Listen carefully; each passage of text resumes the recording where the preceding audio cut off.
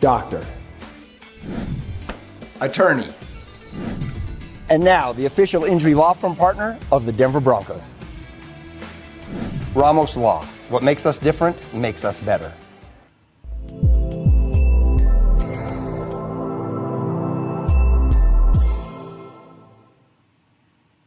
Hey there, crew. Happy Monday. We are still melting some snow. I don't know if your place is like mine, but I still have a little bit of cleanup I've got to do on the sidewalks and that sort of thing. And the light wind over the weekend helping to keep the temperatures low as we're trying to use some of the sun's energy to melt the snow. Going back to yesterday afternoon, a look on the visible satellite here, I wanted to show you some of the snowpack, but those high clouds that came in late prevent that from happening. Those should be out of here today, and I think we get more sun around the region. We might have some more high clouds come in later on today. But a short-term look at our forecast here.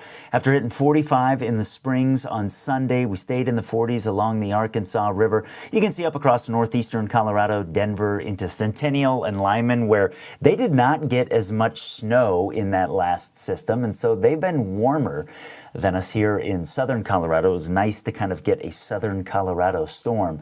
They'll be warmer than us again today. Canyon City did pop into the 50s and should be one of the warmer spots, I think, around today as well. As we get our Monday going, you know, we did not get as cold as we were on Sunday morning. In fact, if you look at this here across the area, you'll see that right now we are running about 5 to 12 degrees warmer than we were 24 hours ago.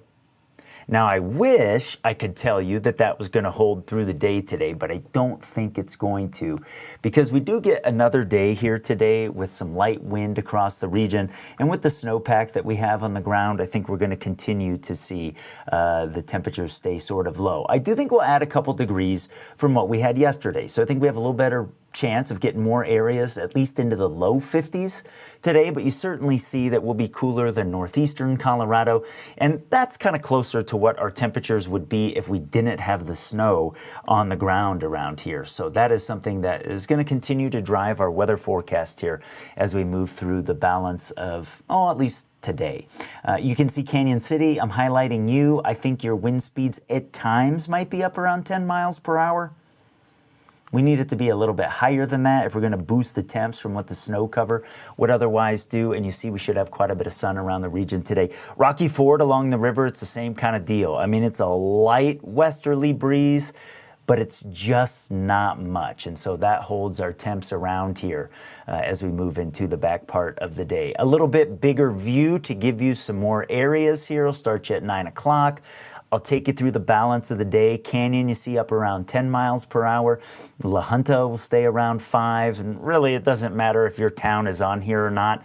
This wide view gives you the idea that we're just not going to have a lot of wind out there for the rest of our day. Now, I do think tomorrow changes up a little bit, and I'll come back to that here in a second. I do want to say hi to a couple people this morning. Snow Ransom. Saying hi early this morning. Good morning from the high plains in Burlington. Beautiful sunrise out your way.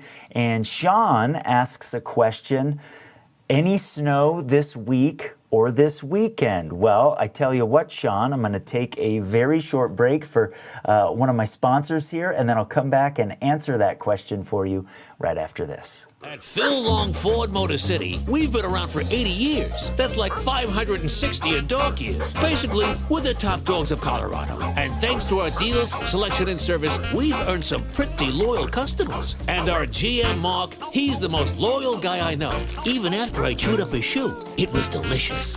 Great trucks, amazing deals, and belly rubs for dogs. Come see why Colorado drives Phil Long Ford Motor City. Hey guys, where's my shoe?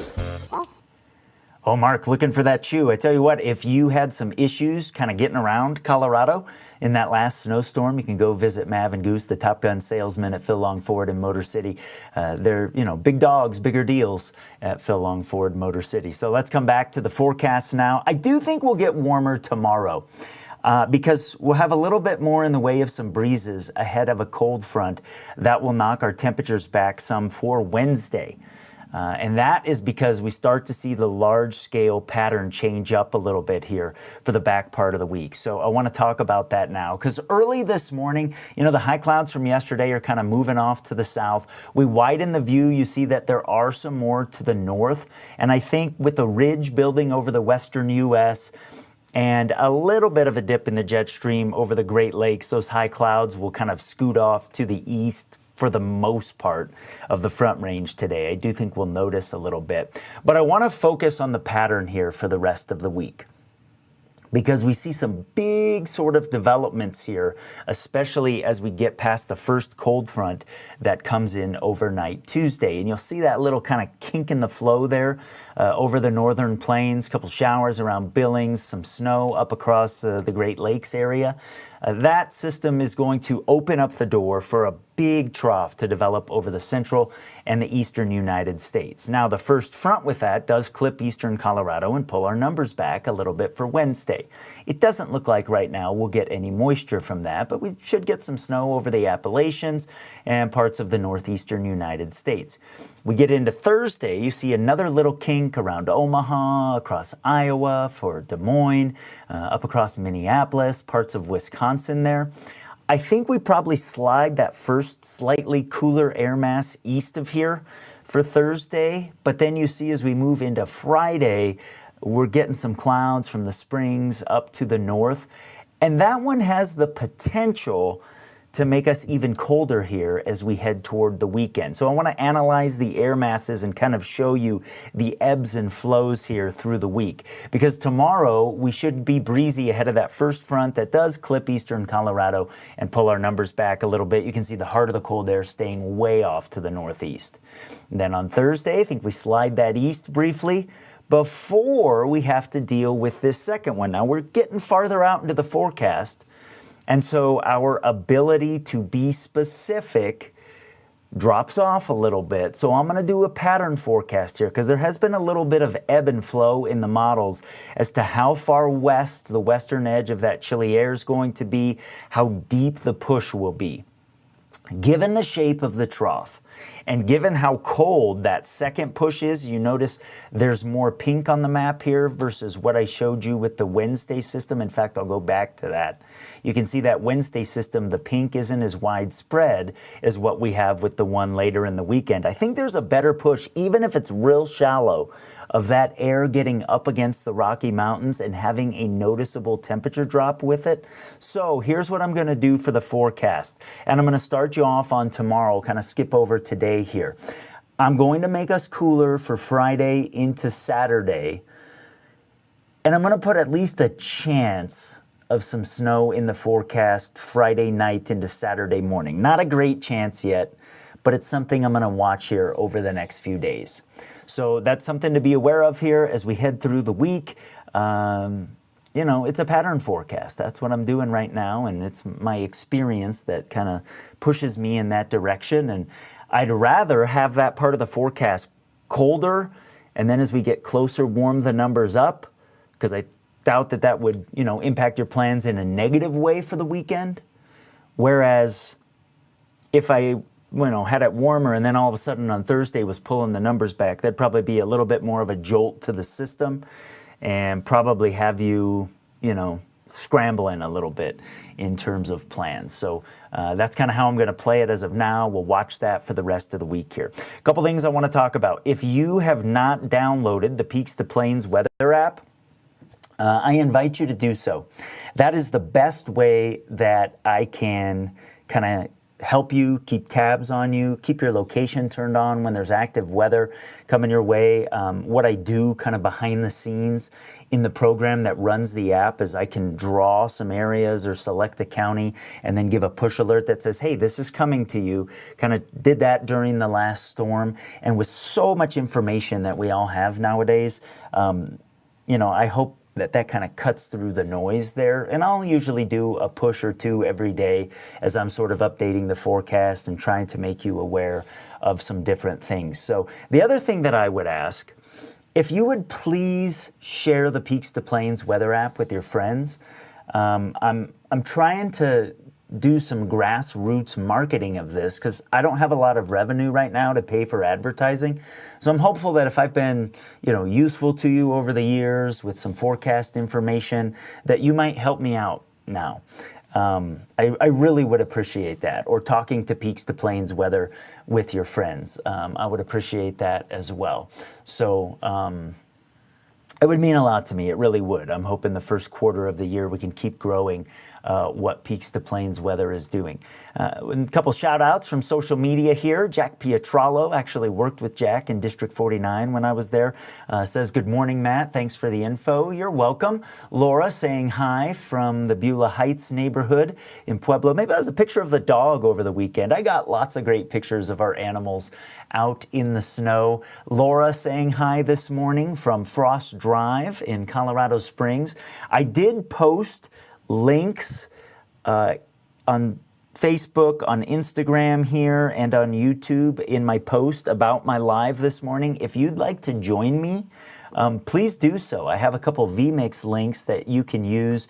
Join me on the show if you want to hang out, if you want to share some thoughts, you want to share your experience with the storm last week. If you were out and about Thursday night, like late, between 9 and midnight, you probably had a little bit of fun as that storm dropped.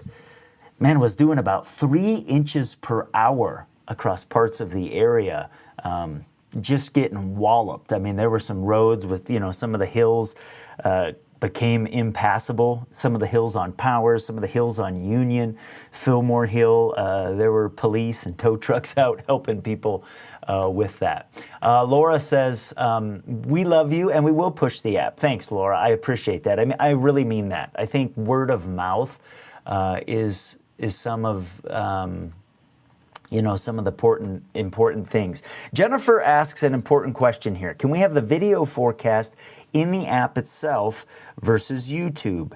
And I think if you mean the things that I'm kind of recording, not sure what you mean. You can answer that here, Jennifer, and I'll answer that for you. But I do want to let you know that when I'm doing live, I do push that into the app. So this is in the app right now, and so I'm just going to pull it up on my phone. I'm going to hit the 24-hour channel there, and if my Wi-Fi is working good enough in the house this morning, which doesn't seem to be right now, but you should be able to see this live by using the 24-hour channel in the app because I take it over.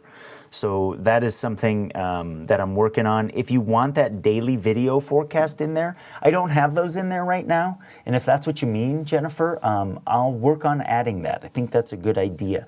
In my next app update here over the next couple of weeks, maybe I'll push that daily forecast in there. That's some good feedback. Thank you so much for doing that. If anybody else has any questions or anything this morning, you can put those into the social media and I will answer that. The Broncos coming up later on this week playing the Bills. I didn't see if there was a time for that yet, but the Saturday, if that's when they do it, that could be chilly. Sunday should be a little bit warmer. We'll keep our eye on that. There were some really, really good NFL football games over the weekend. So let me see if anybody's joining me here on our vmix links. I like getting people on the show. That's one of the things that I enjoy about this is being able to talk to you and chat with you, and I don't have anybody in there right now. So, not going to force it. It's 6:45. It's a Monday. Sunrise is... Our days are still pretty short. People kind of, maybe the holiday blues are kind of trying to get back at normal here after the holidays. Something that, certainly we all kind of struggle with here as we head into the middle part of January.